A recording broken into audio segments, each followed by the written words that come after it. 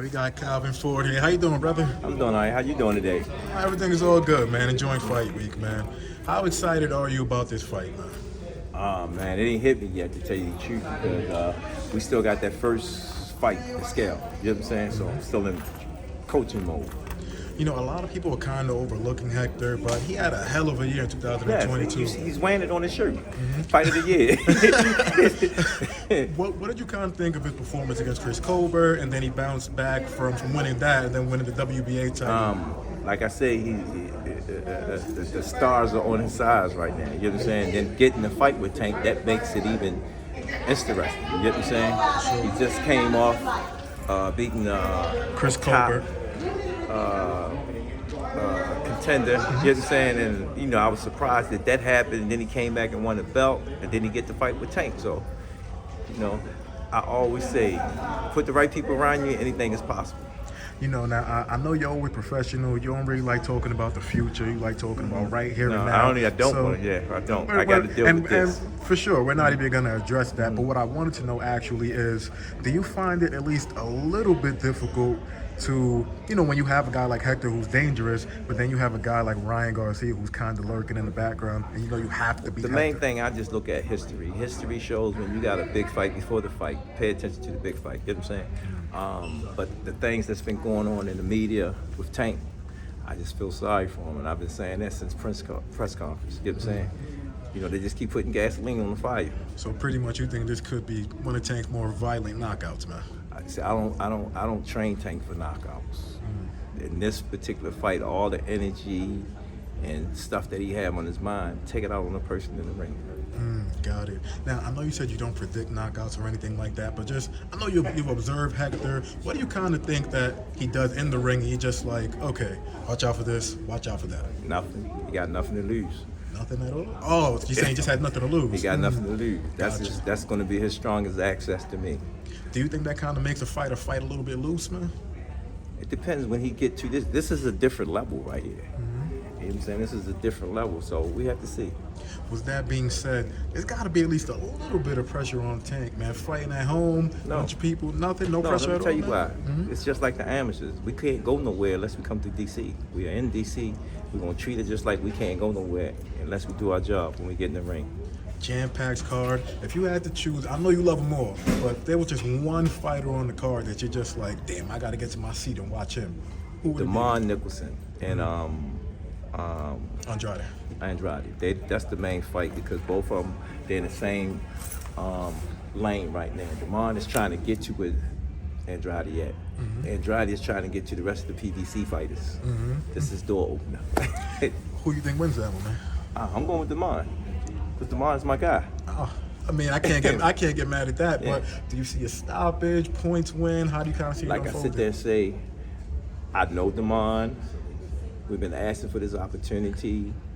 When he fought Malanga, he had a hiccup. When he had a chance to fight on Hurricane, he had a hiccup. You know, his kidney failure.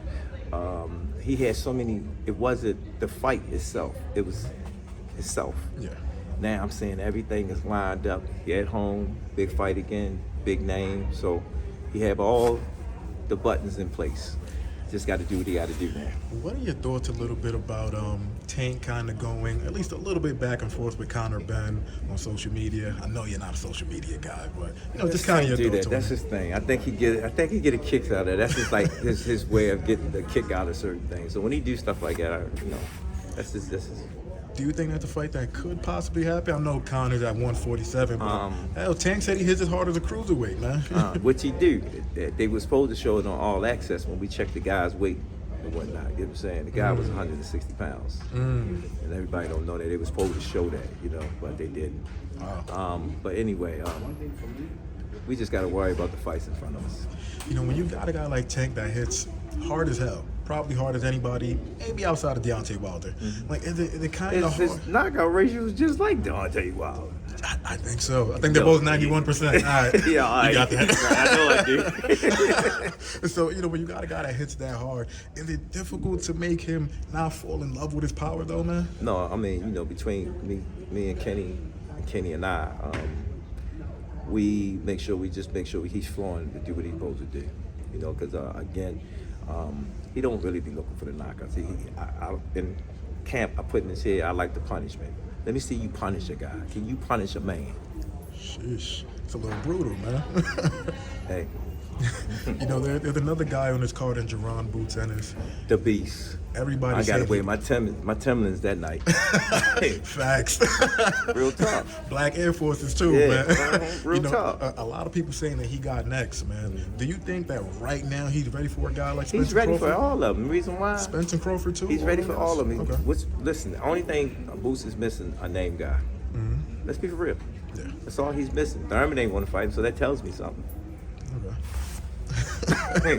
If Thurman was to fight him, It'll be a good, interesting fight because that's his name guy. And once he get past his name guy, they'll tell us all that he's ready. would you give Boots the edge in that fight though, man? I'm always get Boots the edge because I watched him since he was a kid. See, one thing everybody don't know about me, I know all these fighters since they was a kid. I actually grew up with all of them. Yeah. So when they see me, they say, yo, that's Coach Calvin right there. Yeah. You know, so it's not like it's new. That's why I always stay neutral with all of them because I grew up with all of them. If you kind of had to say, not asking you to pick a winner, but between Spence and Crawford, who do you think will give Boots a tougher fight? I guess I want to say. I don't know, because right now, Spence and Crawford is the #1 guy. Notice I say #1, because they haven't fought each other. You know what I'm saying? Are you kind of tired of it, man? We've been waiting for that fight for years. It's going to happen. It's going to happen. You got to remember, it's a lot of strings got to be, you know, it's just going to happen. You know, I'll say this: when it comes to Spence versus Crawford, or Tank versus Ryan, or Tank versus Shakur, or anybody, you always been like, look, it's gonna happen. It's going to happen. Why are you always so confident? Because a lot of people are just like, it's probably not gonna happen. See, if you go back and look at my track record, what happens? It happens. Right, brother. Money talk, bullshit walks. You got the lotto numbers, man? Man, I wish I did. I don't know. If I had, I'd probably spend it all in boxing.